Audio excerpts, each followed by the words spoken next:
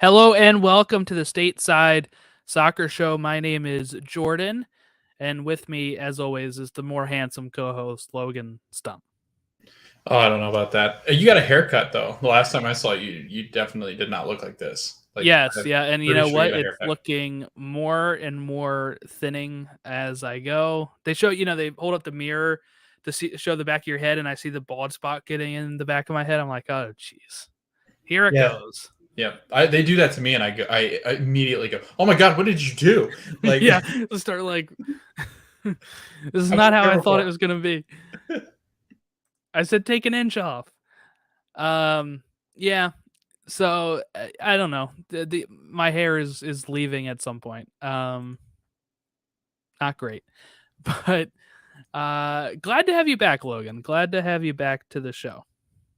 It's been a long time. No, Has it not. really does feel like whenever I miss a week, it feels like an eternity. And then I've been so busy, I haven't really talked to you a ton. So, and that's actually not a lie. Like we're not joking this time.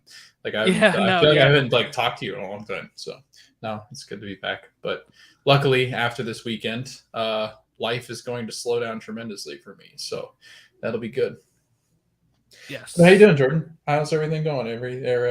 I saw your union are not great. That's not good. But everything else, like your Champions League game, seems to be in decent positioning. But No, it's not. I think most people would say 1-1 is a fine result. Um, but when you had the lead and you give it up like minutes later, um, that sucks. And then Martinez is going to be out for the game because he got injured, so it could be better for the Union here as they get ready to do leg leg two.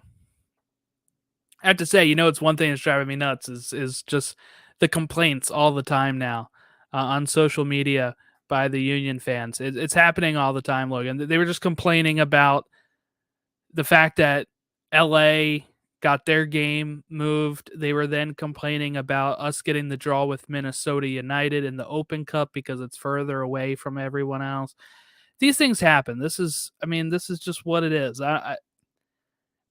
For a team that's been so good these last few years, I just feel like for some reason, um, just a lot of complaints about the league and even stuff that's not has to do with the league, and I'm like, just just get over it. It's kind of I don't like to do that whole thing. It drives me nuts when Baltimore fans do it too. When they're always like, "Oh, the NFL's out to get us," or Major League Baseball's out to get us. That one's more true because of the Angeloses and what they did to the Nats. But it still drives me nuts when people think there's some sort of conspiracy against their team all the time because I feel like most fans think that, unless if you're an LA team or a New York team, I feel like you usually feel like somebody's against you. So that's one thing that was getting me down. It's like we can't even really enjoy some of this stuff without that hanging over our heads.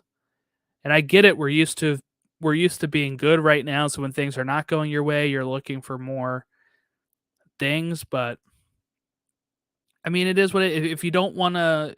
And then they're talking about the short distance between games, like time wise. Not we have like the LA trip, then we're going to go to a league game, and then next week on Tuesday is the Open Cup game where we have to go to Minnesota.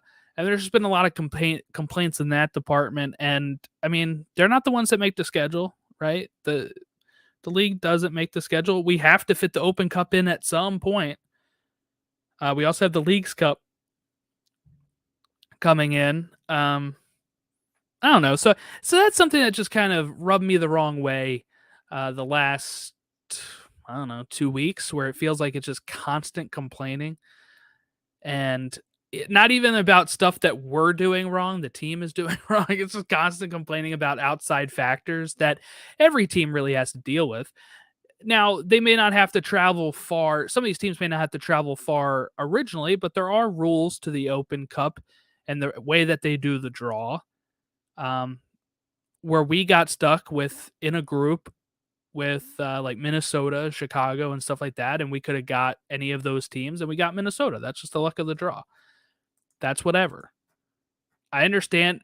I think sometimes travel is, and I'm not a professional athlete, so this might come across dumb. I feel like sometimes travel is overstated. I do think it's overstated at times because um, they're usually, especially nowadays, they are flying better flights. Like a couple years ago, before some of these CBA changes, they were, not taking chartered flights, or, sometimes they still don't take chartered flights, I guess. But I mean, that's on the team and that's on the owner too, on when they can do a chartered flight. So there's things here that can make it better. And I know I've traveled before, right? So I understand that traveling does take a toll on you. But I do look at some other sports, Logan, where they travel um, more frequently, you know, every 3 days after a baseball series, where they're traveling maybe to California, then to Texas, and then back for a homestand. And they have to turn right back around and play. And I know they're not as active as a soccer player, but I mean, sometimes we don't really use that excuse in baseball and stuff. So I just think it's funny that we always focus so much when they still have days to prepare, right? They get there and they still have days to practice, days to get set up. I don't know. It's just something that sometimes I think is overstated. I mean, it is a lot of miles, but we do play usually the Eastern Conference more to limit some of that travel. Yeah, unless you're a Dynamo fan, you have no real complaints. Yeah, and I talked about this on last week, I think it was, or maybe it was on I definitely talked about it last week, I think, when the Dynamo went ahead and they were also playing the Rowdies in the Open Cup. And I'm like, oh, there they are going to another Eastern Conference team. Wrong league, but another Eastern Conference team. It's just funny how that works out. They didn't have to worry about it this week. They didn't play. No, they don't have to worry about it again for another until August, I think, is the next time they play an Eastern Conference team. I think they got one in October, and that's it. So they really front-loaded their schedule for brutal, no reason. Yeah. No reason. But we'll dive in here. I just had to get some complaints off my chest, I guess. So then I was the one complaining. Justin Meram traded from RSL to Charlotte. That happened on Friday. So Meram now is on his 6 MLS team because he played for the Crew, Orlando, Atlanta, RSL. So that's 5. I can't count. That's 5 teams now that he is joining. Pretty interesting. He's had some trouble sticking around since he moved originally from the Crew to Orlando. And then he's just kind of bounced around. And then DC United have signed Eric Hurtado from San Antonio FC. So this is a former MLS player as well. He's played for the Whitecaps, Sporting Kansas City, Montreal, and the Crew.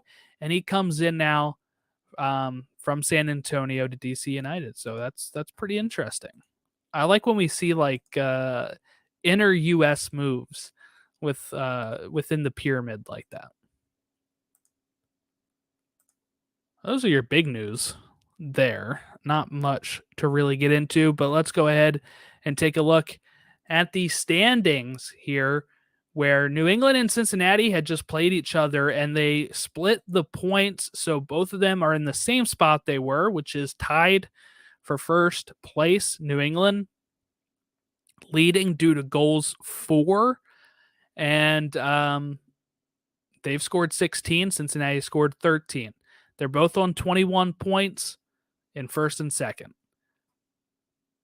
Pretty interesting. That was my game of the week, Logan. I'm not sure if you knew that, but that was my game of the week last week. While you were out, I said, these are the top 2 teams in the East. This has got to be match of the week. And Cincinnati took the lead.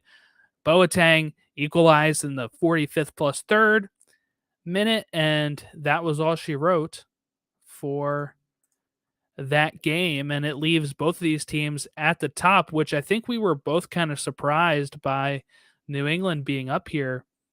But really, they've just been so good, especially at home where they have not lost a game yet.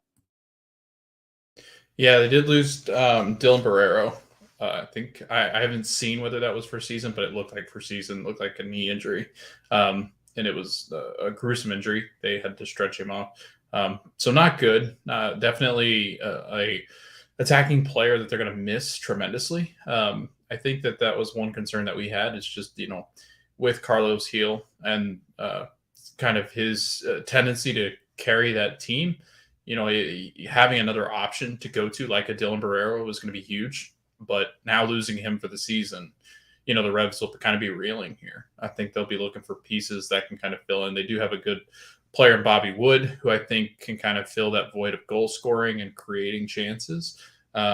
Just because I think Bobby's done it for so long. But again, you're relying on a Bobby Wood that's 30 years old. So it's, not that that's extremely old, but for this league, I mean, it's starting to get towards where you're coming down off of what you've been. So, and he's always had health issues. So it'll be interesting to kind of see how they adjust to that. I don't imagine Petrovic being around much longer. I think his days are limited with the Revs because, I mean, he's constantly getting recognized on Twitter by all these sources that we have. Obviously, you and I follow a ton of the English sources, and there's a ton of English Premier League teams that are interested in him. I mean, goalkeepers are very difficult to find, and when you can find good ones, you hang on to them.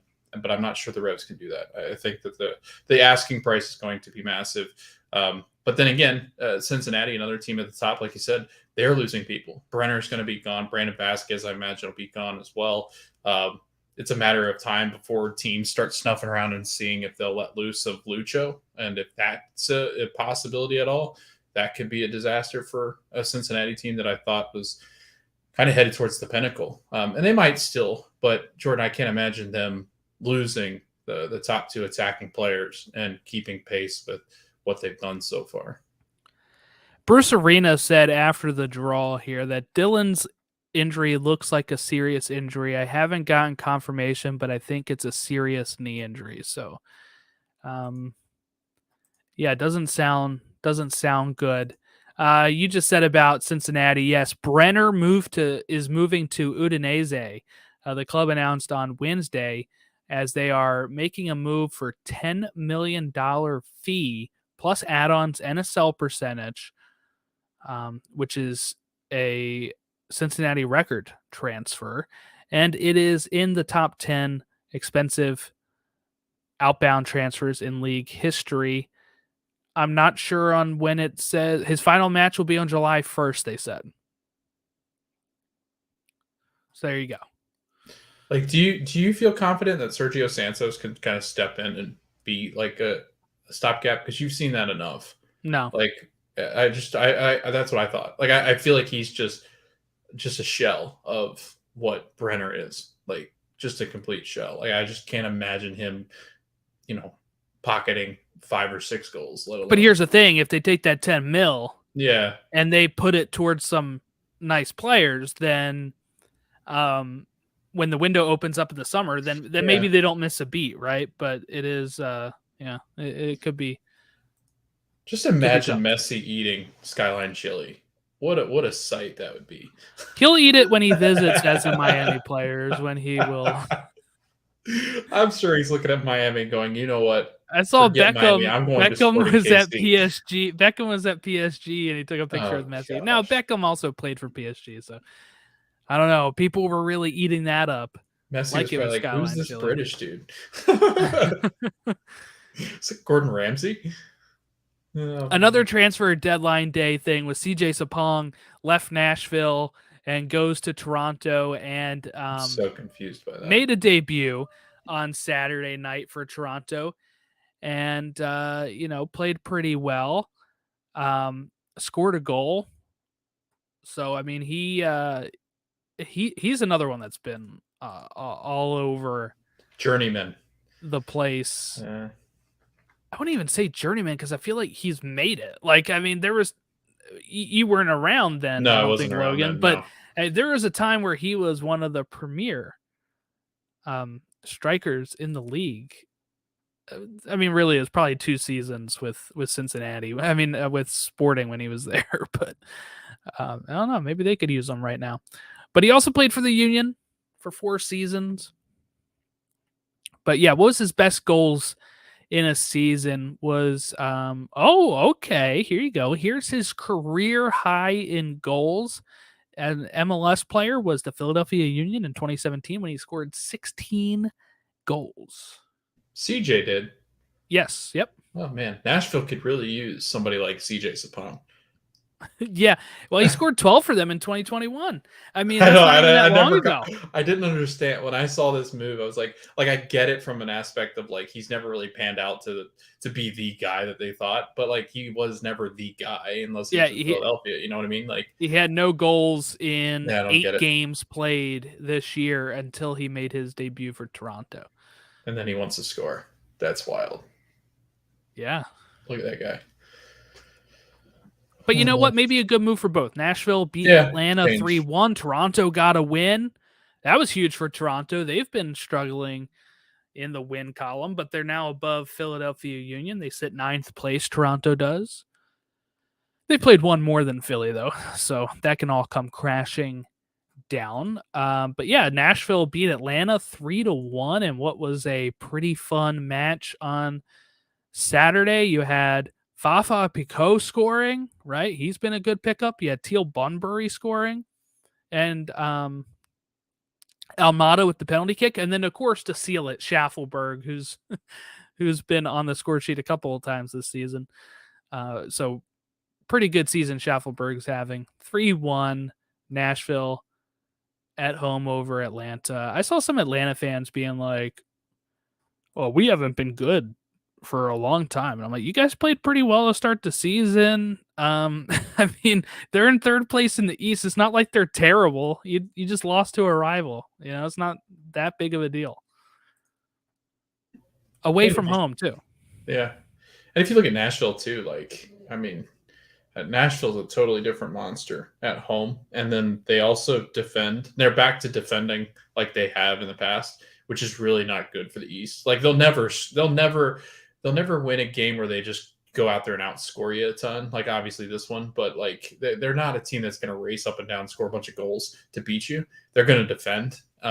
And so I think that's the thing that catches my eye with Nashville at least. If they could ever, Jordan, find somebody that just scores except Hani Mukhtar. Like this team would be easily the top of the East, but they cannot find. They still have 11 goals. Like there's so many teams above them in goal scoring that shouldn't have any right to be above them in goal scoring, like a Toronto.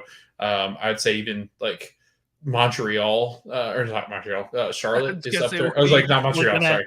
I was like the wrong. I was looking at the wrong scorecard or the wrong side of the thing. No, but like having like a Charlotte up there, 1 goal underneath you, like that's where you kind of place Nashville's attack is just good enough above Charlotte. So I don't know. Like I just look at their defense; they look great. Having Walker Zimmerman back there, I mean, that's just If I had asked you before the show who had the least amount of goals given up in the East, would you have said Nashville? Yeah. I feel like we would say that because we watch it all the time, but Just a I feel record. like in my mind I would have been like New England. But New Because England's been they've been good. so good. They've only given up 9, right? But you have Nashville only given up 6. I feel like New England maybe had like a game too where they just let loose of goals. I can't remember if that's correct, but for some reason, why does like a 4-1 or something? Maybe they didn't. I can check. Like I feel like was it a DC game that they played against them? They had a bunch of goals scored on them.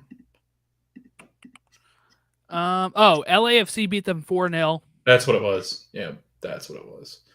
So you take out like that really bad game. Like it was a really bad game. They were awful. Then they would only given up 8. No, not 8. 9 minus 4, 5. 5. Yeah. 8. Yeah. Well, LAFC goals count different. There's a conspiracy honestly. here. They should, honestly. The league's after everybody else. So Chicago Fire, they've been kind of hot and cold this year, right? Mostly cold.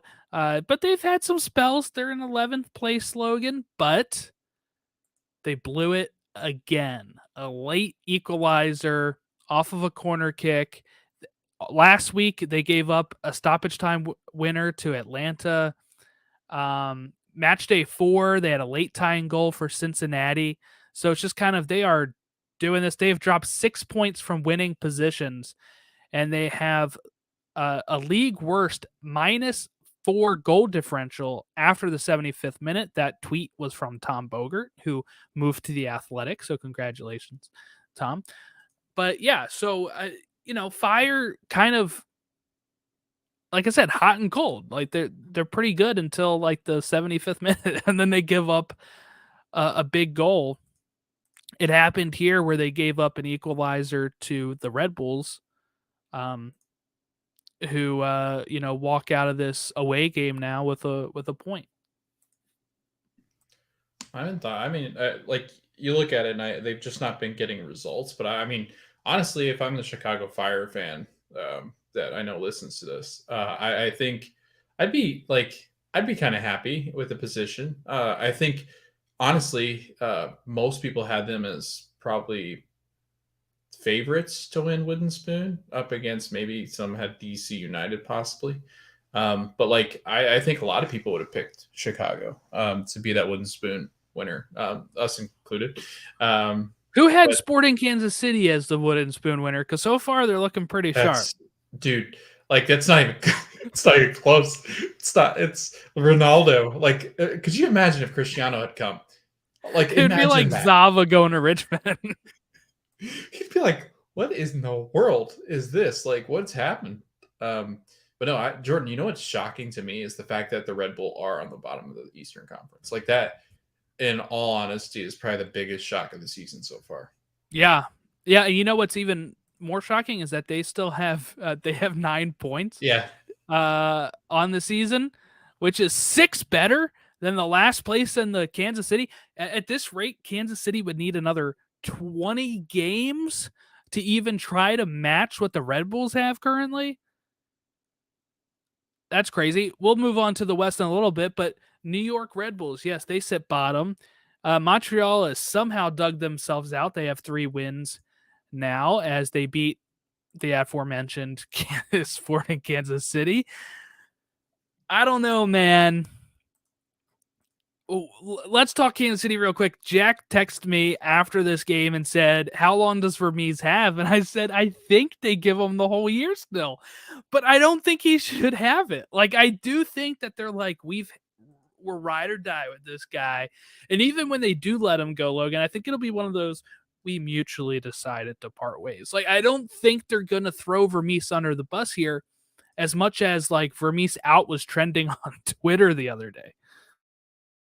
Like we knew coming into the season because of the injuries that they've had that their defense was going to be atrocious. It's lived up to that hype. But dude, they've scored 3 goals. 3.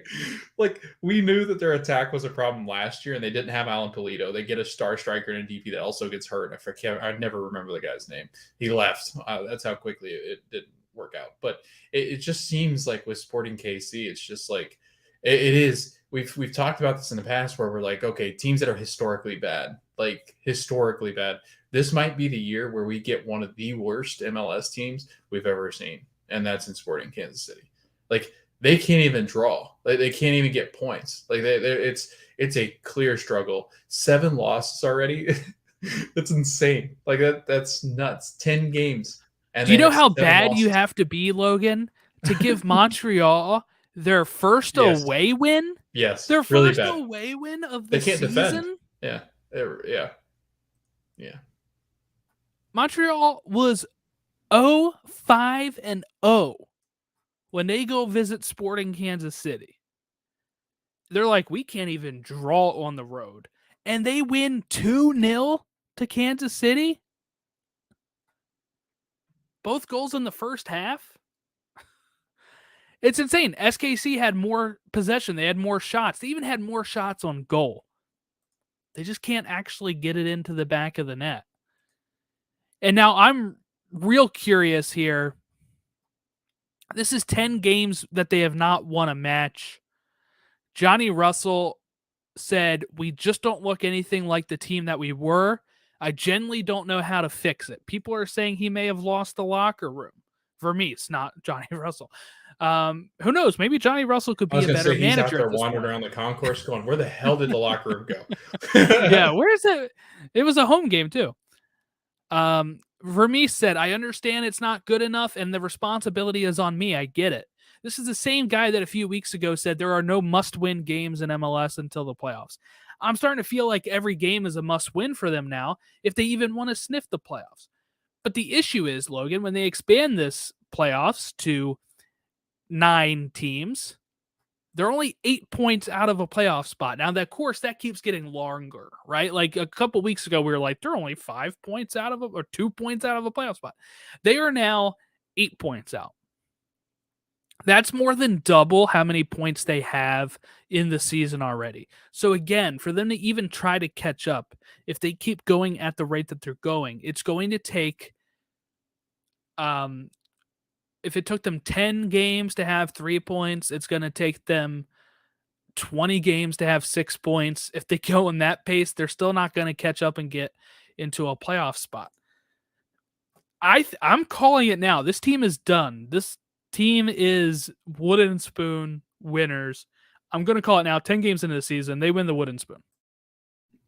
You know what's even worse too? I'm looking at this. There's only from 14 to 9 in the Western Conference, Jordan, there are currently 4 teams that have only played 9 games. So you're looking at an LA Galaxy team that could win and go up to maybe at 9 points. So and there'd then be you're a talking, 6-point gap. Yeah. a 6-point gap between them, and then everybody else could go flying up too. Not that they probably would, but if they all get a point, let's just say, like, then the number 9 spot becomes 9 points away, and we're already, almost a quarter of the way through the season, or sorry, a third of the way through the season.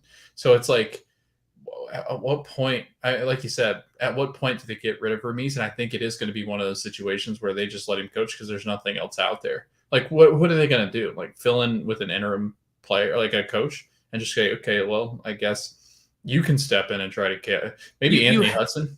You have to, though. I think at some point you have to, because fans are going to stop showing up. If you can't risk this, I mean, Kansas City has one of the best fan bases in the league. Yeah. One of the best stadiums. They fill that thing up all the time. You cannot risk this just being seen as a lost season. And at least firing your manager might come out as, we're trying here. We know 3 points 10 games in is not enough. We haven't won yet. Those 3 points are all from draws. Like, they should know that isn't good enough.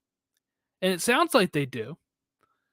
But they have to make some sort of movement to that. I understand not wanting to get rid of the guy that brought you an MLS Cup and not wanting to get, a guy that had you constantly competing, winning an Open Cup, winning was part of the DNA of this fabric since they changed their name from the Wizards to Sporting Kansas City. But guess what? They're playing like the Wizards out there. I'll tell you that much. They're playing awful. And there has to be a way to show the fans that, we're not going to take it. We're going to part ways. We thank you, Peter, for everything you've done. But now we have to. I mean, I was totally wrong on this, right? Before this, I was like, Peter Vermes will have this team ready. He doesn't have it anymore. And it's fine. That happens. There was a time where Sir Alex Ferguson walked away.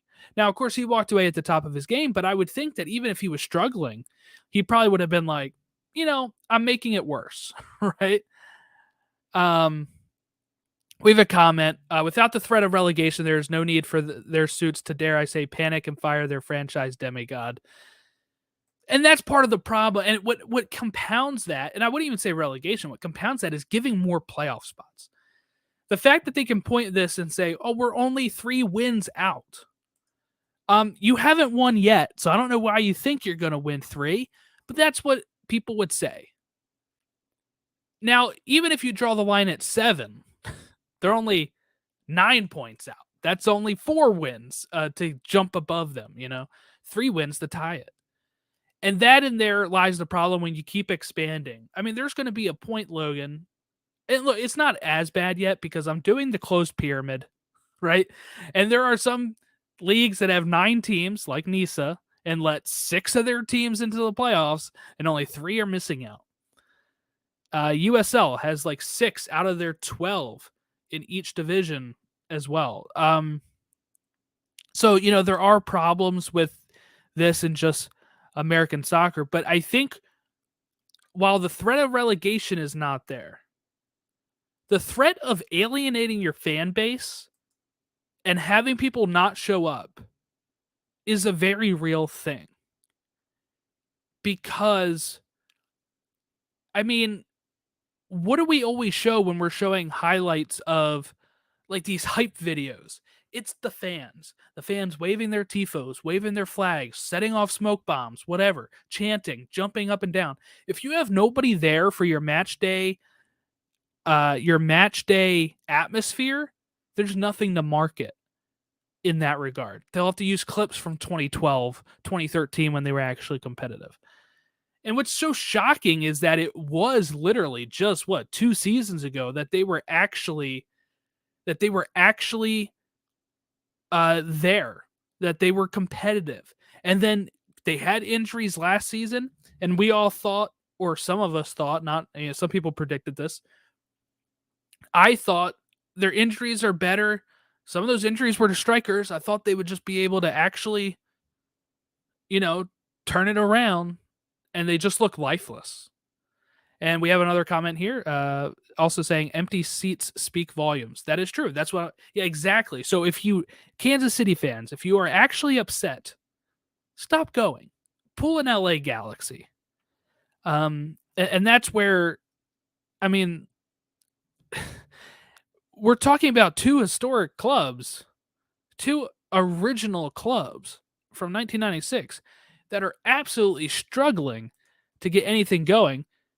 The story should be LA Galaxy having 6 points, but the story is Sporting Kansas City having 3. And even then, I was going to talk about Orlando and LA. That's a staple win for Orlando 3 years ago, 4 years ago. This year, it's like, you should beat LA Galaxy. But we're not even leading with that because Sporting Kansas City is historically bad. We were talking about Montreal maybe being the historically bad team this year, and it's just completely Montreal starting to get some momentum under Losada a bit. All they had to do was go and face Sporting Kansas City, and everything was made better. And we looked at their schedule how long ago, Logan? It doesn't get easier, right? This gets worse for Kansas City. Let's pull it back up again and see, where do we see their win coming from? I said if they don't win against Montreal, it's going to be a tough time. Okay, their next game is against Minnesota, LAFC, St. Louis, Portland, Dallas, Vancouver, Austin, LAFC, LA Galaxy. I mean, Austin's a real possibility because they've sucked too. But I'm looking at LA Galaxy, Sporting Kansas City. We're going to have a bottom of the Battle of the West in June 21st. It's just crazy. I can't get over this. These were teams that were constantly good. Yeah. I mean, I don't like. I was going to ask you this because I mean, not to really just change topic, but it's also on the same topic. But I was going to ask you this. So they're currently, and I think what you were talking about is that if you miss the playoffs, then your franchise be damned, because like to miss the playoffs when 18 teams make the playoffs is embarrassing. So the teams that are left out, I'm looking at this list, Jordan, and these are teams that have, for the most part, been disappointments for 2 years now. So you're looking at RSL would miss the playoffs starting today. Austin, Colorado, LA Galaxy, and Sporting Kansas City. Those 5 teams were legit in the last 2 years, good playoff teams at some point. That's wild to me. Like, those were teams that were sitting in the playoffs or had success in the playoffs. RSL had that little run that they went on. They were really good to begin the season last year until you went to their stadium and destroyed them.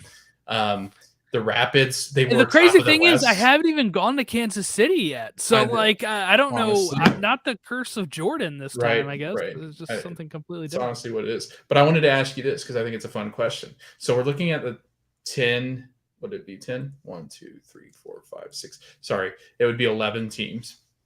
I don't really count the Union in this. So we'll skip the Union. So we'll say 10. So with the Chicago Fire, Inter Miami, Montreal, Charlotte, Red Bull, and then you've got the 5 I just listed in RSL, Austin, Rapids, Galaxy, Sporting. Mm-hmm. Do any of their coaches make it through this year? Any of them? Like, this could be a wild, like, because seriously, all 5 of the Red Bulls. So we could start with this. I can ask you just quick fire. Do you think Chicago Fire with Ezra Hendrickson, do you think that he stays? No. Gary Neville. Well, Gary Neville's not coaching. Not Gary. Phil Neville. Sorry, yes. I always do that. Phil Neville. Gary Neville definitely. Phil Neville. That's the one. That's I don't know. One, yeah.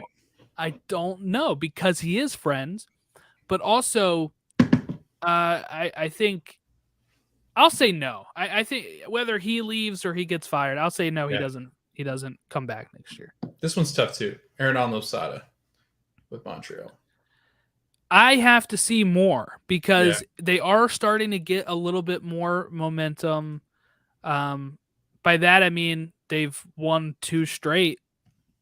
So, and they're shutting out teams. They were leaking goals before. So I have to say, at this rate, if they continue going northward, I would say Losada stays. Christian Latanzio with Charlotte. That's another tough one. I'll say no. Gerhard Struber, Red Bull. No. He should have been gone already for how he handled Venzia. Yeah, that's true. How about the Western Conference? Pablo Mastrioni with RSL. No. Austin. Well, you know what? I'll say Mastroeni does stay just because the points are very close. So if they've missed out by a point, I think it stays. How about Josh Wolf with Austin? I think the pressure of the Austin fans will convince ownership to move on. Plus, we do not know how much of hiring Wolf was Claudio Reyna. Yeah. Now that Reyna's gone, somebody else might want to make their own coaching hire. Robin Fraser with the Rapids. No. Greg Vanney with the Galaxy. See, I could see it more because of I do think the issues stem more than him. Yeah. While like Vermes is GM and like kind of like Vermes does build the team, I think as well. So Vanney, it depends on what. I think he'll stay just because I think LA is kind of content with where they are. If they're letting Chris Klein stay right now, I think they'll let Greg Vanney stay. That's a good point. And I think with his pedigree too, like if I was going to take a coach that really was struggling, and he would be the one, because with how deep the ownership could be in their pockets if they ever do get new ownership, like Greg Vanney is that coach that you would just want. And if some other team gets a hold of him, could you imagine if like Austin decided to sign Greg Vanney, or like if a Red Bull signed? I don't think they ever would because they're totally different styles. But people like that. And then obviously Peter Vermes. Do you think he stays? Like I don't see it. No, like, I can't see. Yeah. I really do think they'll let him finish the season, but I don't know how you can even do that. And I know we're talking about how relegation would maybe put some of this in there, but to be honest, the league is not ready for it. And I wouldn't even say the league. I would say the U.S. soccer pyramid is not ready for it. I've been doing the closed pyramid. I've been watching lower American soccer for so long. But, I mean, I was watching a game, Logan, in USL League One, playing at a college football field that, of course, had all the football lines on it and also having, like, orange soccer lines. And my God, is it tough to tell when the ball is actually out of play. I almost default to football where I'm like, oh, they're on the touchline. And then, oh, no, it keeps, because the soccer field's so much bigger than a football field still. And it's hard to tell where the ball is at times. I couldn't imagine my team getting relegated all the way to that level and not be able to, watch them comfortably. Yeah. It's just not at the level of some of these teams. I mean, I'm looking at NISA that has 9 teams. USL League One only has 12 teams. I mean, really the only way you could have it work is if it just went MLS to USL League Championship. You cannot have it go any lower than that because none of these other leagues are as stable as what they should probably be at this part. I'm worried about NISA folding, right? So then you're taking out another level of the soccer pyramid. So while I get that might help us with management stuff, I think there's ways to put pressure on the manager without just having relegation and promotion. And one of those things, again, is fan pressure. We're seeing it with Austin. How many times is Wolf Out trending on Twitter after even like a win or a draw? It was trending before the expansion club started. Actually, it seems like it. And yes, USL does play a lot on baseball fields, and baseball plays so many times a day. Right, but I mean, the baseball stadiums fit MLS, Jordan. I don't know what the hell you're talking about. Yeah, that's true. Out of that. I guess we can't take MLS serious as well, right? Because they play. Well, they are getting out of there. Thank God, they are getting out of there. But it is. But there's multiple teams in USL that have the baseball. I think like New Mexico had it when I was watching, and the Rowdies play in an old baseball stadium. But the good thing is some of those stadiums actually have better dimensions, I think, than Yankee Stadium because they're built in like multi-purpose stadiums instead of like in Oakland. Yeah, like that. Yeah, so they don't look as bad even as the NYCFC ones, as crazy as that sounds. But there's ways to replicate it. One, like you said, fan pressure. Memphis and Omaha. Thank you for those shout outs. Fan pressure. Show empty seats. Just the fact that if we start limiting playoff teams again, like there are ways. It is at the point, Logan, and I think I saw USMNT Thought say this and stuff before the start of the season. If you're a big club and you miss the playoffs, it should be the end of the road for you. I'm sorry. Yeah. You should be gone as manager. It should be done. Unless if there was extenuating circumstances that ownership feels like it wasn't the coaching side. I'd say like the union. Seriously, it's the CCL curse. It's like that CCL. Right. It just takes it out of you. Like LAFC is huge compared to Philadelphia. Like, I know that sounds crazy, but like LAFC, they can just buy their way into depth. Like, that's just the way that it's become. But I'd say Jim Curtin gets a pass. So, I mean, there's ways that, and they're working on extending them, it sounds like, from what Jay Sugarman was saying. It's just, there's ways to replicate pressure without it being just promotion or relegation. So I do think when we just kind of say that blanketly, like, there will be a lot of people that'll just throw that out there. It's like, that's what you need to put pressure on. I don't think it's true. I do think that there's ways to do it. And I think that we're starting to see it. I think it was somebody asked Shasha Kleshton, I think on the weekend, is Phil Neville on the hot seat? And he said, if he's not, what are we even doing? And that's kind of the thought process I have. And if Phil Neville's on the hot seat, then anyone underneath of Miami should be on the hot seat. Miami has 9 points. They're only 3 points out of a playoff spot. All right. Kansas City, that means Peter Vermes should be like flaming hot. Right. And I know we've talked about SKC now for like 20 minutes, but it just gets something riled up here because how many times can the managers just go to the press conference and just be like, I don't know, that's on me. How many until it's actually on them and they get pushed out of the club? This is a guy I did want for the U.S. national team at some point. So it's not like I'm just upset. There comes a time when managers run their course. The players aren't getting the message. They're sick and tired of it. I mean, he's been coaching there since they were the Wizards, right? So this has been 10, 12 years. Sometimes it's just time to go. And he could go to another club and have a huge success because those players are now just getting the message.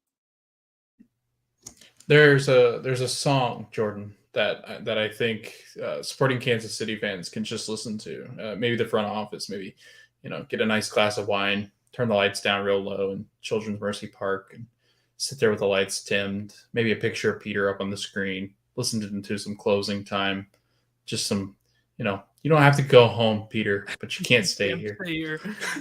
I was wondering where you're going with that for a bit. It's time. Like it does suck because a legendary coach like that. I mean, it's like getting rid of like a Pat Riley and in the NBA or like a Bill Belichick eventually, right? It's like getting rid of like it's just the message just doesn't come across anymore. A lot of times too, like and you see it a ton is once a coach gets older, the connection with younger players becomes difficult. Like I'm sure Well, I mean, people Bruce in Arena's doing pretty damn well right now. but he's like you know what I mean about like he's like like he's like a Bill Belichick where like yeah. it's that tough love kind of thing where I think that still fits because he doesn't have to show you that he loves you. It's just Bruce. That's what they always say. It's just Bruce. It's just how he is. Bob Bradley, kind of same thing. It's just Bob. Like that's just what he does. There's only a certain amount of people that get away with that for so long. But you've seen that with Tony La Russa, right? Like Tony La Russa comes back to baseball and it's a falling asleep in the dugout. Dude, dude's the best, like absolute best. But it's like it is like that. There becomes a time where a manager becomes or gets to a point where he just can't connect to the players anymore. And I think that's what you got here. I think it's time to move on, clean the sheet. He's going to go somewhere else. He's probably going to do well wherever he goes, but I think it's time to move on and just empty out the house because I think they're a roster. Some clean sheets at this point. They're giving up a lot of goals. Yes, but I don't know. The roster is just so old. It's time. They are an aging roster too. It's they just need a whole reset at this point. I think is the unfortunate bit for them. So play the kids. Yeah. Well, hopefully they have some. If they can find, I don't really know their youth setup that well. Right. But yeah. So let's go through the standings real quick. So New England at first in the East, Cincinnati in second, Atlanta 3 points behind in third, Nashville in fourth with 15 points, NYCFC in fifth with 15 points, Columbus in sixth with 14 points, DC United in seventh place with 14 points. They're playing well. Orlando in eighth with 14 points. They've only played 9 matches. Toronto has jumped up to ninth. Bob Bradley, bit of a sigh of relief, I'm sure. They have 12 points. Philadelphia Union in 10th with 11. Chicago in 11th with 11. Miami in 12th with 9. Montreal in 13th with 9. Charlotte 14th with 9. And the Red Bulls in 15th with 9. The East is actually the stronger one this year, I guess, in that regard. Looking over at the West, Seattle in first with 20 points. That means our Supporter Shield winners so far would be a tie of New England and Cincinnati with 21. Seattle in first with 20 points. St. Louis in second with 19. LAFC in third with 18. They've only played 8 games. Dallas in fifth with 15. San Jose in fifth with 15. They've been a good team this year. Houston in 6th with 13, the Ben Olsen effect. Minnesota in 7th with 12. They've fallen off the last few games here. Portland in 8th with 11 points. Vancouver in 9th with 11 points, which means all of the Cascadia teams are in a playoff spot currently. RSL in 10th with 10 points. Austin in 11th with 9. Colorado in 12th with 9. LA Galaxy in 13th with 6. Kansas City in 14th with 3. Anything else sticking out to you about these positions before we maybe move on? I mean, I guess St. Louis still keeping pace for second in the West. I mean, when you start out that well, you can kind of go through a spell that they've kind of gone through, losing 3 of their last 5, but still sitting second in the West. Maybe that does speak to how bad the West has been just recently, especially. But I think that is what ultimately sticks out to me because I think the Eastern Conference is just a wild card, and we knew that coming into the season. We just thought, we looked at the West and go, that's pretty solid. Like we're gonna have this, and we have like the same top 4 teams that I think we thought were gonna be up there, barring the St. Louis weird kind of bounce in. But I think we thought Austin was gonna be there. But looking at the West, I would say that there's 2 really good teams in the Western Conference. It's LAFC and Seattle. And I think we knew that. I think we knew Dallas could surprise some people, and they have. Whereas the Eastern Conference, besides Cincinnati, I never would have projected most of these teams being where they are. I don't think so, especially like a DC United.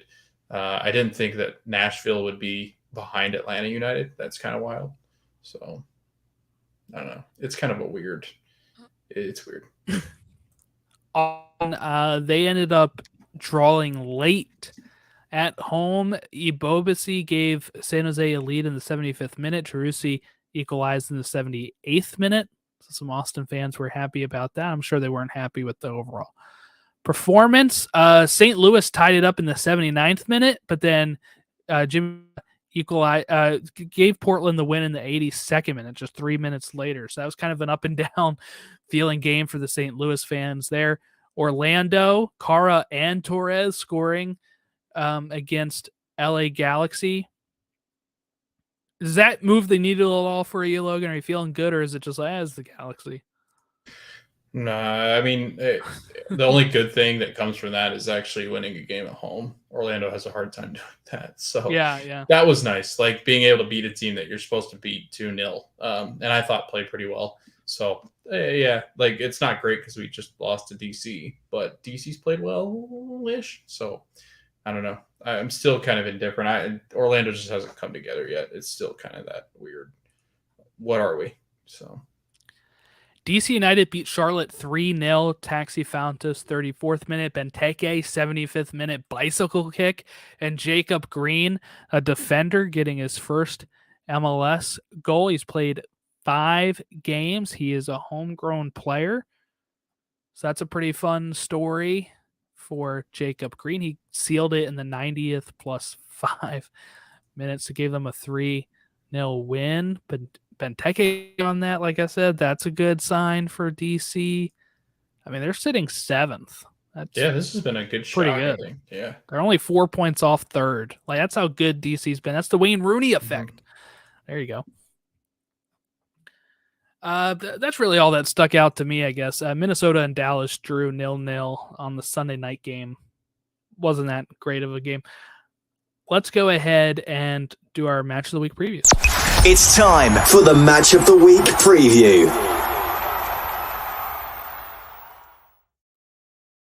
Tomorrow, May 2nd, 10 p.m. on FS1, LAFC and the Philadelphia Union face off to see who has the right to go to the CONCACAF Champions League finals, because they played 2 games.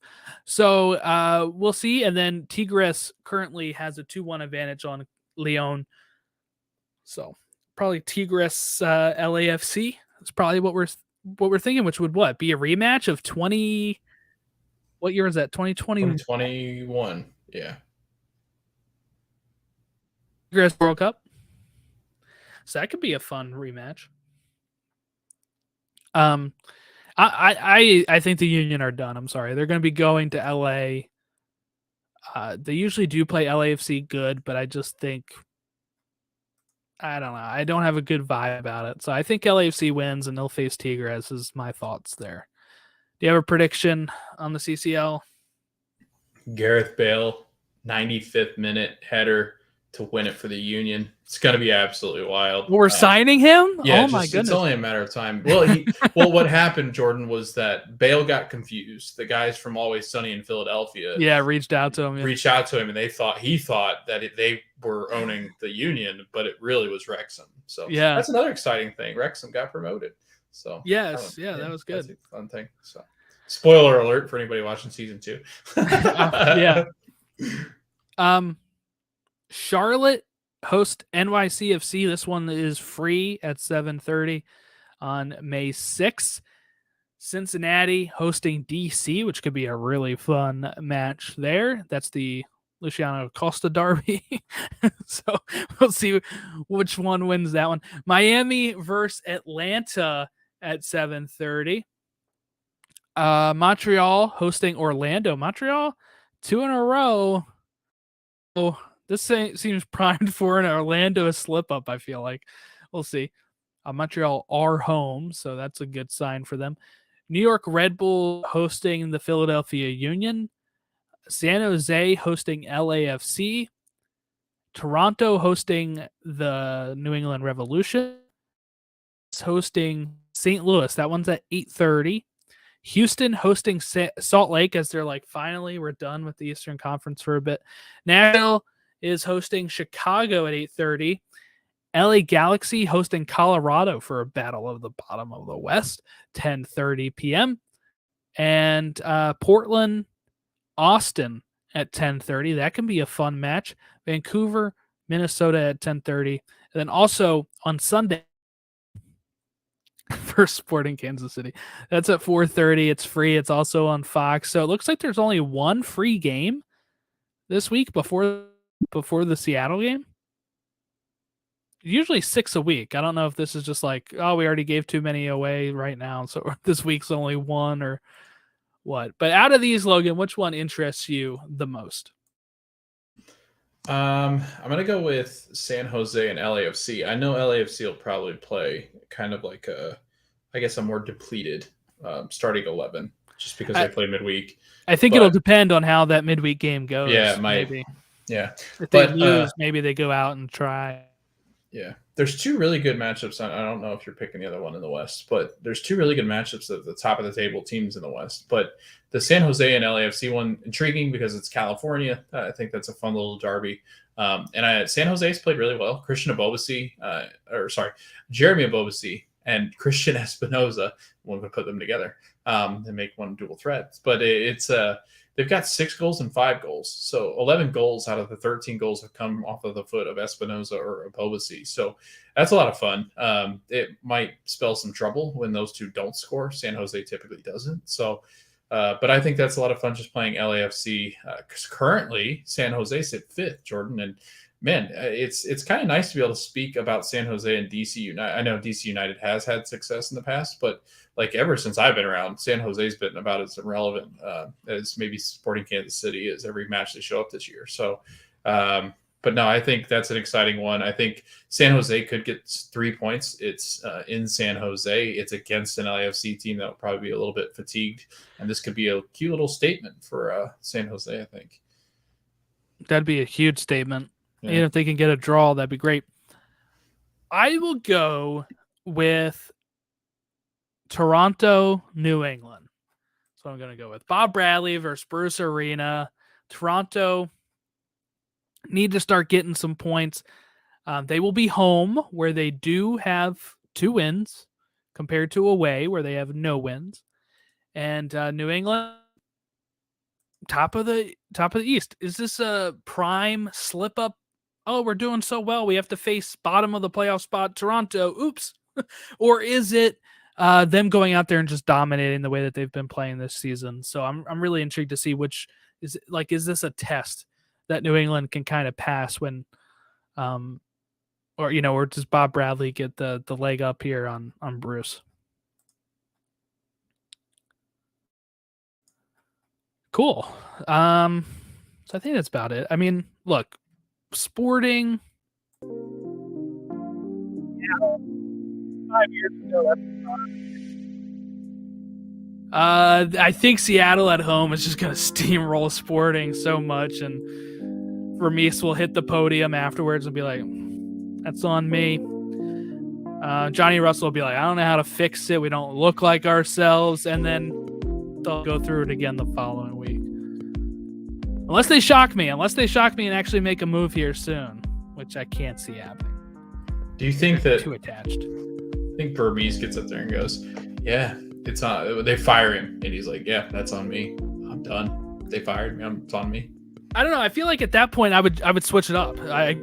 That's on them. I've won them trophies. The players have not been putting in the effort. Right. Johnny Russell can't even find the locker room anymore. That's how old he is. Yeah. Yeah. So I don't know. We'll see. Then we have Open Cup the following week, so that'll be fun. Charlotte Orlando is a good matchup. It is. Yeah. Only a couple USL teams left. Other than that, it's going to be an all MLS affair. So no Sac Republic type run this year, I'm thinking, here in the Open Cup. So it is. But yeah, so thank you all for watching or listening. You can catch us at Stateside Show on Twitter, Instagram, Facebook. I think that's all of them. Email us stateside@gmail.com. Have a great rest of your week, and we'll catch you next time.